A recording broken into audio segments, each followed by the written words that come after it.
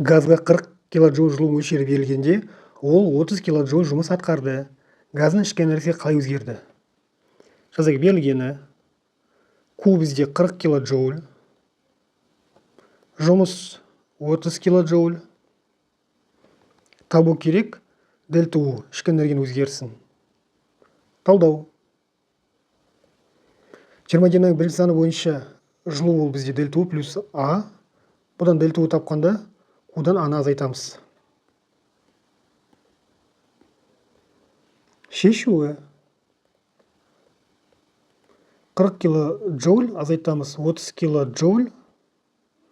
Сонда бізде болады 10 килоджоуль. Жауабы 10 килоджоульге артты. Газға 1000 джоуль жылу мөлшері берілгенде, оның ішкі энергиясы 4 джоульге кеміді. Газ қандай жұмыс істеді? Берілгені Q бізде 1000 джоуль. Дельта U кеміді болғасын минус 400 болады. Яғни 400 джоуль ол берген ішкі энергиясынан. Табу керек А. Талдау. Бірінші заң бойынша бізде дельта U плюс А. Бұдан Аны табу үшін Qдан минус дельта U азайтамыз. Шешуі. Q бізде 1000 джоуль. Минус азайтамыз 400 джоуль. 2 минус плюс болады, 1400 джоуль жұмыс жасайды.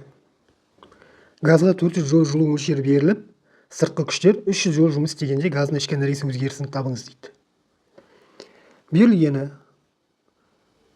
Q бізде 400 джоуль.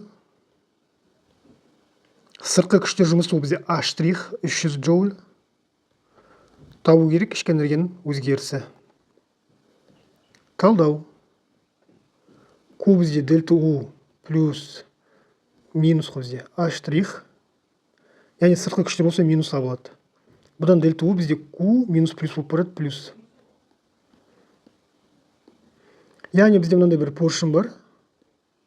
Ішінде газ бар. Газ. Бізде мұнда бір өзінің қақпағы бар. Сосын сыртқы күштер оны басады. Басқанда ол қақпақ төменге қарай осылай түседі. Сөйтіп газды сығамыз. Газды сыққанда бізде ол сыртқы күштер жұмыс болады. Яғни көлем азайды. Сол кезде жұмысты азайтамыз ішкі энергиядан. Ішкі энергия табу үшін сонда берілген жылу мөлшеріне минус плюс болып барады да бізде мына формула шығады. Шешуі. Дельта U бізде 400 джоуль плюс 300 джоуль болады 700 джоуль. Ішкі энергиямыз 700 джоульге артты.